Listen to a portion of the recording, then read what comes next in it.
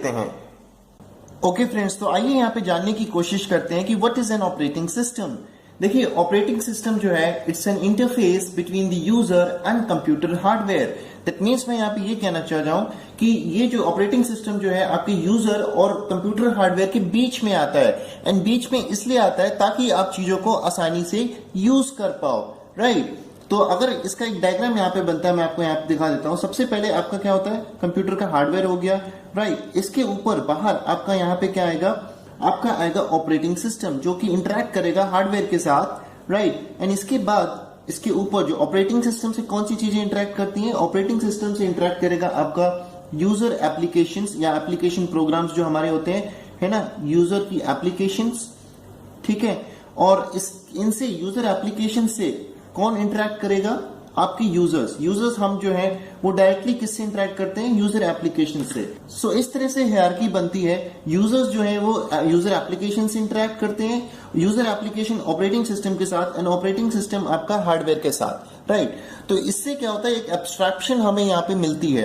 अगर मान लीजिए आप जानते हैं, फॉर एग्जाम्पल आपने माइक्रोसॉफ्ट वर्ड प्रोग्राम यूज करना है, राइट। तो माइक्रोसॉफ्ट वर्ड प्रोग्राम जो है वो आपका यहाँ पे आएगा, ठीक है। माइक्रोसॉफ्ट वर्ड जो है वो आपका इंटरेक्ट करेगा ऑपरेटिंग सिस्टम के साथ। फॉर एग्जांपल यहाँ पे मैं विंडोज ले लेता हूँ, विंडोज के साथ वो इंटरेक्ट करेगा एंड वो ऑपरेटिंग सिस्टम फिर वो हार्डवेयर के साथ यहाँ पे इंटरेक्ट करेगा कि फॉर एग्जांपल कि कितनी मेमोरी उसको प्रोग्राम को यहाँ पे यूज करनी है, एलोकेशन कौन सा आपकी प्रायोरिटी पे चलाना है प्रोसेस को, राइट। तो वो सारी चीजें जो है वो कौन मैनेज करेगा, आपका ऑपरेटिंग सिस्टम करेगा। यूजर जो है वो केवल और केवल आपका एप्लीकेशन के साथ ही इंटरेक्ट करेगा।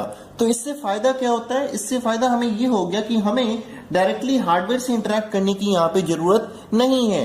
तो यूजर जो है वो अपने मेन टास्क पे फोकस कर सकता है कि जो उसे काम करना था, जो उसे फंक्शनैलिटी अचीव करनी थी, उस पर फोकस कर सकता है, रेदर देन कि वो हार्डवेयर को डील करे कि उसे प्रोसेस को मेमोरी में लाना है, कौन सा रजिस्टर यूज करना है। ये सारी चीजें हेडिक जो है वो आपकी किसकी रहती हैं, ऑपरेटिंग सिस्टम की रहती हैं। तो यहीं से जो सबसे पहला जो आपका प्राइमरी गोल यहाँ पे निकलता है वो आपका ये निकलता है यहाँ पे, जो अगर प्राइमरी गोल की बात करूं, देख वो सब चीजें तो बाद में आती हैं, जो हम कहते हैं ना रिसोर्स मैनेजर और वो सब चीजें तो बाद में आती हैं। जो प्राइमरी गोल है, सबसे पहला गोल जो आपका यहाँ पे आता है वो आपका यहाँ पे आता है कि कन्वीनियंस देना, सहूलियत देना यूजर को, ठीक है। तो यही चीज मैं यहाँ पे लिख रहा हूं कि कन्वीनियंस, है ना, कन्वीनियंस देना, that means easy to use. हमें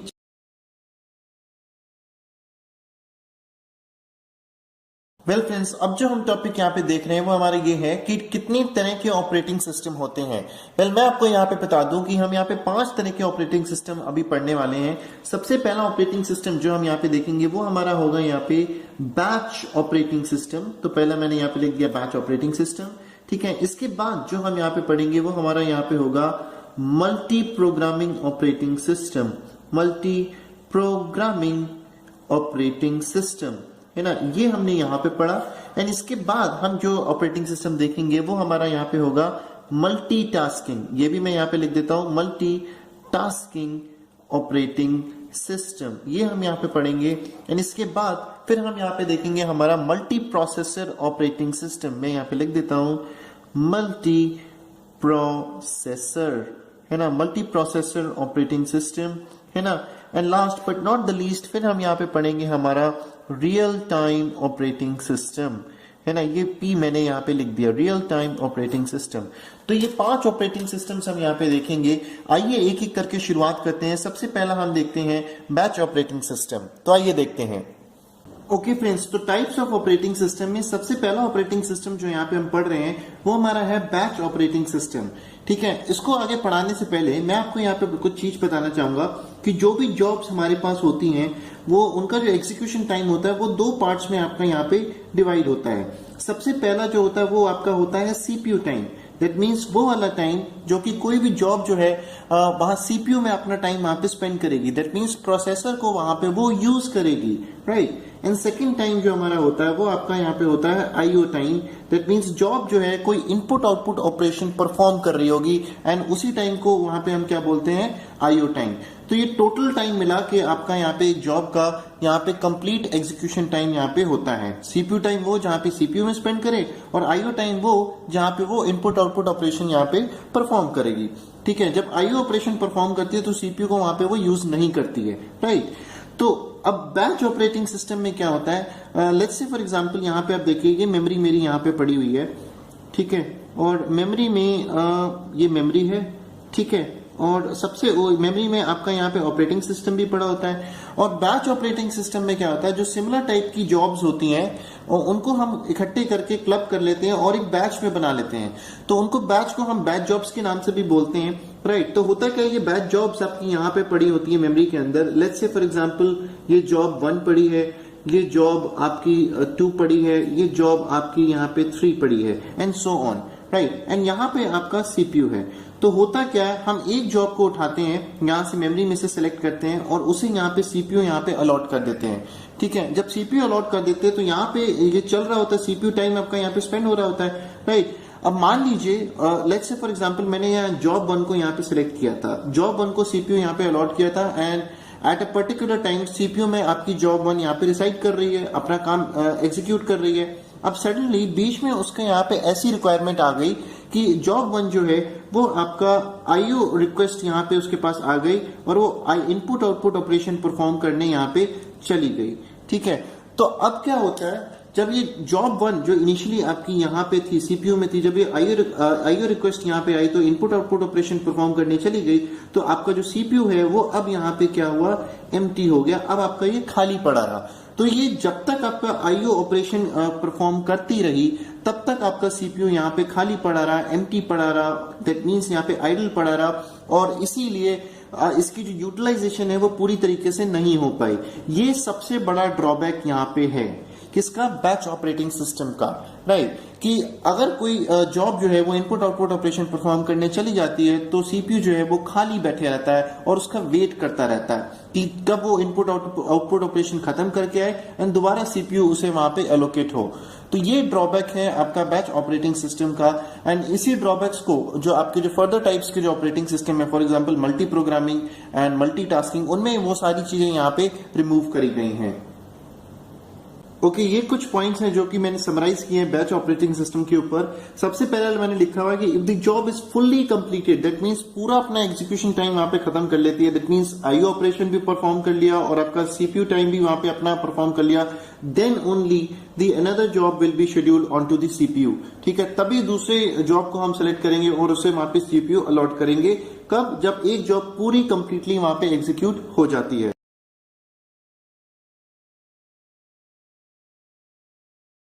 वेल ओके फ्रेंड्स, तो आइए इस वीडियो में समझने की कोशिश करते हैं कि मल्टी प्रोग्रामिंग ऑपरेटिंग सिस्टम क्या होते हैं। वेल प्रीवियस वीडियो में जैसे कि हमने यहाँ पे देखा था कि बैच ऑपरेटिंग सिस्टम में क्या होता था कि जब एक जो जॉब थी आपकी इनपुट आउटपुट ऑपरेशन परफॉर्म करने चली जाती थी तो वहां पे क्या होता था, जो सीपीयू था वो वहां पे आपका खाली बैठा रहता था, वो आइडल होता था, राइट। एंड जब तक वो जॉब आपका पूरा आईओ ऑपरेशन खत्म करके वापस नहीं आ जाती तभी उसके बाद सीपीयू अपना दोबारा वहां पे काम करता था, राइट। तो पहला ड्रॉबैक तो वहां पे ये था कि सीपीयू आपका खाली बैठा रहता था, दैट मींस वहां पे आइडल था। एंड सेकंड ड्रॉबैक वहां से आपका ये निकलता था कि जो थ्रूपुट ऑफ द सिस्टम था वो वहां पे कम था, है ना, बिकॉज वहां पे आइडल बैठा रहता था सीपीयू आपका। तो इन्हीं दो ड्रॉबैक्स को रिमूव करने के लिए हमारे पास आया मल्टी प्रोग्रामिंग ऑपरेटिंग सिस्टम, है ना। जैसे कि आप नाम से यहां देख रहे हो, मल्टी दैट मींस मेनी, है ना, मल्टी का मतलब होता है many, and programming that means programs. तो मल्टीपल प्रोग्राम्स जो होते हैं वो आपके मेन मेमोरी में पड़े होते हैं, मेन मेमोरी में मल्टीपल प्रोग्राम्स आपके पड़े होंगे। तो इससे फायदा आपका यहाँ पे क्या होगा कि अगर कोई एक प्रोग्राम जो कि सीपीयू जिसको अलॉटेड वहां पे हुआ है, अगर वो वाला प्रोग्राम अगर आपका आईओ ऑपरेशन परफॉर्म करने चला जाता है, देन सीपीयू वहां पे क्या करेगा, वो खाली नहीं बैठा रहेगा, वो मेन मेमोरी में कोई दूसरा प्रोग्राम वहां से उठा लेगा एंड उसको वहां पे एग्जीक्यूट करेगा, राइट। तो इससे फायदा क्या होगा कि पहला फायदा तो ये होगा कि सीपीयू आपका आइडल नहीं बैठा रहेगा, एंड सेकंड फायदा आपका यहाँ पे ये रहेगा कि जो थ्रूपुट ऑफ द सिस्टम है वो वहां पे आपका बढ़ जाएगा। तो ये दोनों ड्रॉबैक्स आपके वहां पे रिमूव हो जाएंगे, राइट। तो यही वर्किंग है, यही कंसेप्ट है आपकी मल्टी प्रोग्रामिंग ऑपरेटिंग सिस्टम का, है ना। इसी चीज को मैं यहाँ पे अब आपको समझाता हूं। देखिए यहां पे मैं कह सकता हूं ये मेरी मेमोरी है, राइट, ये मेरी मेमोरी हो गई, मैं यहाँ पे लिख देता हूं दिस इज मेरी ये मेरी मेमोरी हो गई। एंड यहाँ पे आपका ऑपरेटिंग सिस्टम कहीं डिसाइड कर रहा है, ठीक है। ये ऑपरेटिंग सिस्टम भी तो मेन मेमोरी में पड़ा होता है ना, ठीक है। And let's say for example multiple programs मेरे यहाँ पे पड़े हुए हैं। लेट्स से P1 एक प्रोग्राम पड़ा हुआ है, देन P2, है ना, देन P3 एंड P4। आप देख सकते हो 4 प्रोग्राम्स मेरी मेन मेमोरी के अंदर यहाँ पे पड़े हुए हैं। ठीक है, ये मेरा सीपीयू है। तो सबसे पहली बार होता क्या है, सबसे पहली बार लेट्स से P1 जो प्रोग्राम था उसको सीपीयू अलॉट कर दिया गया। ठीक है, तो सीपीयू सबसे पहले P1 के पास है ना, P1 प्रोग्राम के पास है, ये यहाँ पे काम कर रहा था। लेट्स से कुछ देर बाद यहाँ पे जो P1 है वो यहाँ पे आईओ ऑपरेशन परफॉर्म करने चला जाता है। ठीक है, तो यहाँ पे इसकी आईओ रिक्वेस्ट ये करता है, तो यहाँ पे ये आईओ ऑपरेशन आपका P1 जो है वो आपका यहाँ पे परफॉर्म करने लग गया। जब ये परफॉर्म करने लग गया दैट मीन सीपीयू जो है अब वो खाली बैठा है। सीपीयू आपका यहाँ पे खाली बैठा है, दैट मीन्स यहाँ पे सीपीयू जो है वो अब आपका आइडल है, राइट। तो मल्टी प्रोग्रामिंग में क्या होता है कि ये सीपीयू को हम खाली बैठे रहने नहीं देते। जब P1 आपका काम कर रहा होता है, आई मीन यहाँ पे आईओ ऑपरेशन परफॉर्म कर रहा होता है, दैट मीन सीपीयू आपका यहाँ पे खाली बैठा हुआ है। तो इसलिए मल्टी प्रोग्रामिंग की कंसेप्ट में वो इनमें से P2, P3, P4 में से कोई एक और यहाँ पे प्रोसेस ले लेता है। ठीक है, दैट मीन्स यहाँ पे अब सीपीयू जो है, let's say for example P2 को यहाँ पे हमने सीपीयू अलॉट कर दिया, तो P2 जो है वो अब यहाँ पे रन करेगा, एग्जीक्यूट करेगा इन दी सीपीयू। तो इससे क्या होगा, 2 एडवांटेजेस यहाँ पे आपको मिलते हैं। सबसे पहला एडवांटेज आपका यहाँ पे मिलता है कि आपकी जो इंक्रीज्ड सीपीयू यूटिलाइजेशन, मैं यहाँ पे लिख देता हूँ कि सीपीयू की जो यूटिलाइजेशन है वो आपकी यहाँ पे बढ़ जाती है। मैं यहाँ पे लिख देता हूँ इंक्रीज्ड सीपीयू यूटिलाइजेशन। पहला एडवांटेज तो हमें यहाँ पे ये मिला, एंड सेकेंड एडवांटेज हमें यहाँ पे जो मिलता है वो आपका ये मिलता है कि इंक्रीज्ड थ्रूपुट आपका बढ़ जाता है, बिकॉज नंबर ऑफ प्रोसेसेस या प्रोग्राम्स पर यूनिट टाइम जो कि एग्जीक्यूट हो रहे हैं वो आपके बढ़ गए, बिकॉज सीपीयू अब आपका यहाँ पे खाली नहीं है, राइट। तो यहाँ पे मैं सेकेंड एडवांटेज यहाँ पे लिख देता हूँ कि इंक्रीज्ड थ्रूपुट। तो ये दो इस तरह से ये फंक्शनैलिटी होती है मल्टी प्रोग्रामिंग ऑपरेटिंग सिस्टम की, है ना। I hope you are comfortable with this. तो सिंपल सी बात आपको यहाँ पे ध्यान रखनी है कि जब भी कोई प्रोग्राम या प्रोसेस अगर आईओ ऑपरेशन परफॉर्म करने चला जाता है, दैट मींस सीपीयू वहां पे आपका खाली हो जाता है, एंड फिर उसके बाद वहां से वो एक नया जो मेन मेमोरी में कोई नया प्रोग्राम उठा लेता है या प्रोसेस उठा लेता है, ताकि सीपीयू जो है वो आपका यहाँ पे खाली ना बैठे, राइट। तो यही मल्टी प्रोग्रामिंग ऑपरेटिंग सिस्टम का कंसेप्ट है ना, कि मल्टीपल प्रोग्राम्स अगर आपके यहाँ पे पड़े होंगे मेन मेमोरी में, तभी तो वो उठा पाएगा दूसरा प्रोग्राम। तो मल्टीपल प्रोग्राम्स आपके पड़े होने चाहिए, यही कंसेप्ट है आपका मल्टी प्रोग्रामिंग ऑपरेटिंग सिस्टम का, right. I hope you are comfortable with this. आइए आगे बढ़ते हैं और मल्टीटास्किंग ऑपरेटिंग सिस्टम देखते हैं।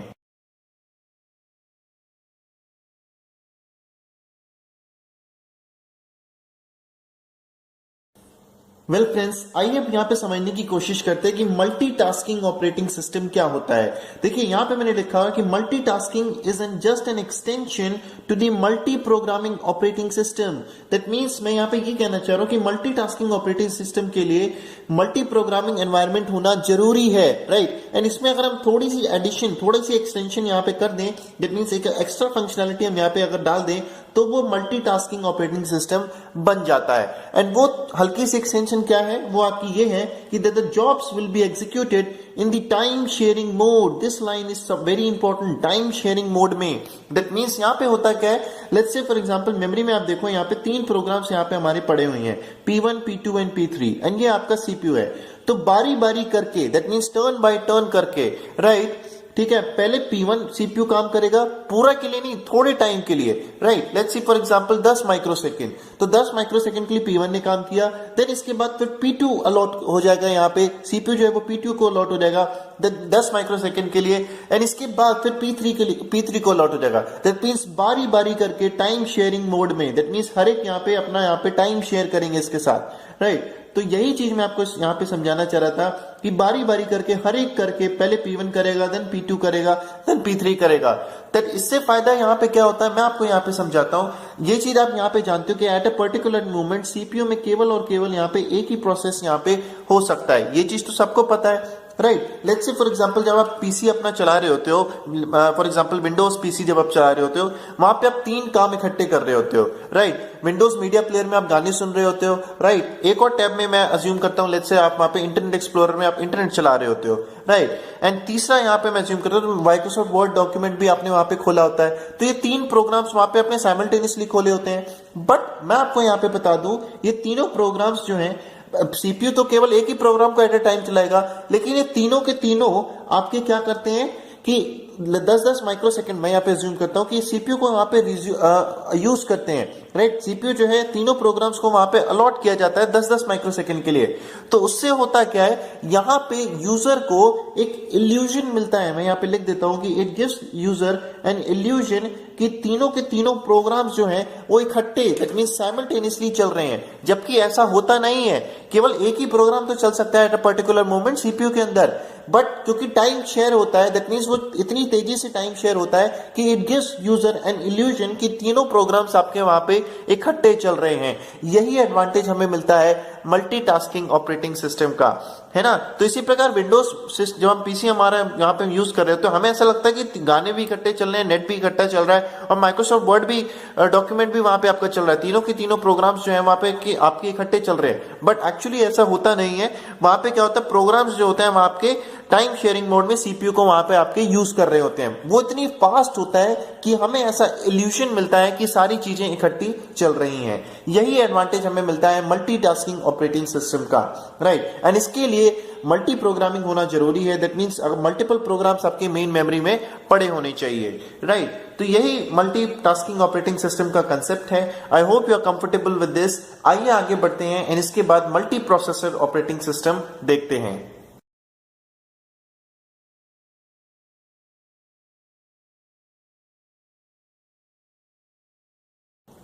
वेल फ्रेंड्स, तो आइए इस वीडियो में समझने की कोशिश करते हैं कि मल्टी प्रोसेसर ऑपरेटिंग सिस्टम क्या होते हैं। देखिए मल्टी प्रोसेसर, जैसा कि नेम से आप यहां देख सकते हैं, मल्टीपल प्रोसेसर्स यहां पे होंगे।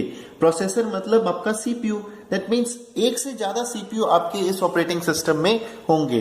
लेट्स से फॉर एग्जांपल यहां पे मैं एक मल्टी प्रोसेसर ऑपरेटिंग सिस्टम यहाँ पे लेता हूं, जिसमें 3 सीपीयूज मैं यहाँ पे लेता हूं। पहला सीपीयू नंबर 1, दूसरा मैंने लिया सीपीयू नंबर 2 एंड तीसरा मैंने यहाँ पे लिया सीपीयू नंबर 3। ये 3 सीपीयूज मैंने यहाँ पे लिए।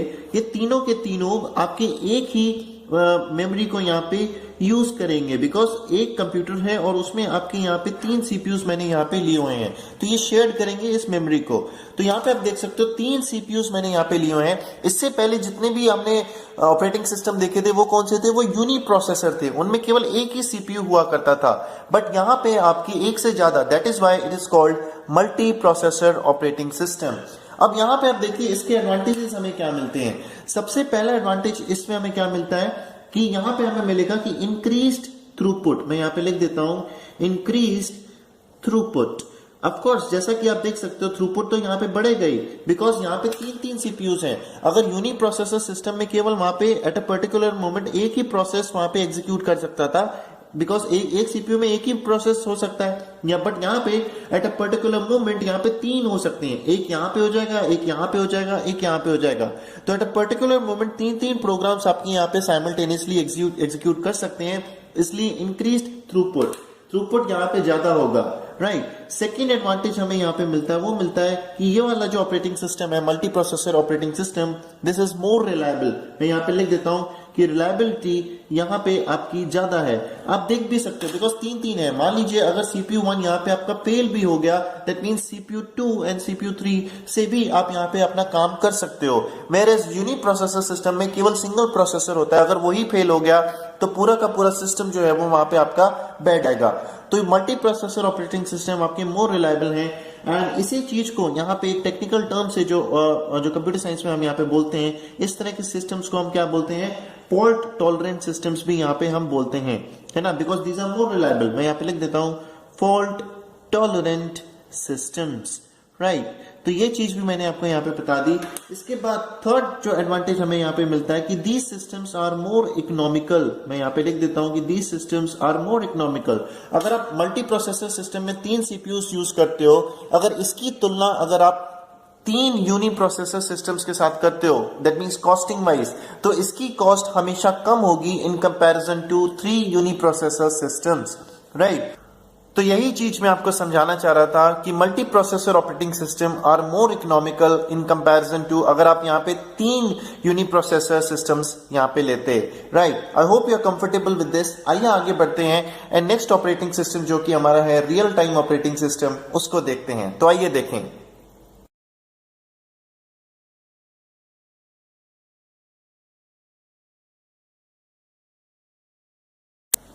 ओके फ्रेंड्स, तो अब हम यहाँ पे देखते हैं कि रियल टाइम ऑपरेटिंग सिस्टम क्या होते हैं।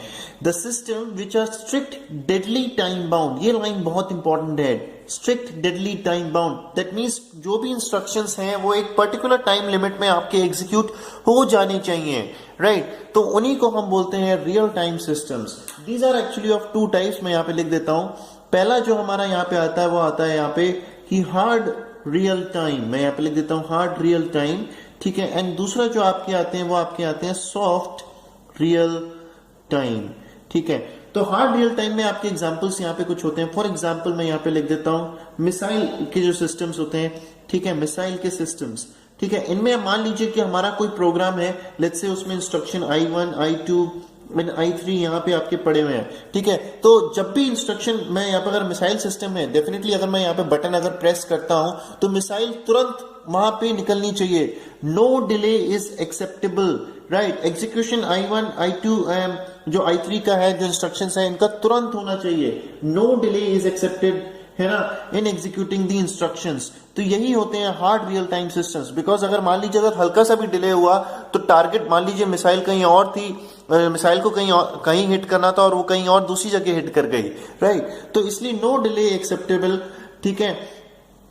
तो इसीलिए no delay is acceptable in hard real time, right, operating systems. मैं यहां पे लिख देता हूं कि no delay should be there in executing the instruction. No delay, है ना, मैं यहां पे लिख देता हूं no delay should be there in executing the instruction. मैं यहां पे लिख दिया मैंने, है ना, इन एग्जीक्यूटिंग द इंस्ट्रक्शन। तो इस तरह के जो सिस्टम्स होते हैं वो आपके किस कैटेगरी में आते हैं? Hard real time operating systems. मेरे सॉफ्ट रियल टाइम जो ऑपरेटिंग सिस्टम है, इनमें आपका माइनर डिले एक्सेप्टेबल होता है, ज्यादा नहीं, बहुत माइनर डिले एक्सेप्टेबल यहाँ पे होता है। फॉर एग्जाम्पल आपका बैंकिंग सिस्टम्स में हो गया, है ना, बैंकिंग ऑपरेटिंग सिस्टम्स जो आपके हो गए, बैंकिंग सेक्टर वाले जो प्रोग्राम्स वहां पे हो गए, अगर पेमेंट जो है वहां पे आपकी अगर क्रेडिट हुआ है तो फिर वहां पे आपका डेबिट भी होना चाहिए। तो इस तरह के जो माइनर डिलेज हैं वो soft real time operating systems में आपके वहां पे एक्सेप्टेबल हैं, तो वो इस कैटेगरी में आपके आते हैं। तो बेसिकली मैं आपको यही चीज आपको समझाना चाह रहा था कि रियल टाइम ऑपरेटिंग सिस्टम वो होते हैं जिनमें strict deadly time bound manner में आपके इंस्ट्रक्शंस एग्जीक्यूट हो जाने चाहिए, राइट? वो दो कैटेगरीज के होते हैं, hard real time and soft real time. Hard real time में कोई भी डिले अलाउड नहीं होता, मेरे सॉफ्ट रियल टाइम में माइनर डिलेज वहां पे अलाउड होते हैं। I hope you are comfortable with this. आइए आगे बढ़ते हैं और कुछ और चीजें पढ़ते हैं।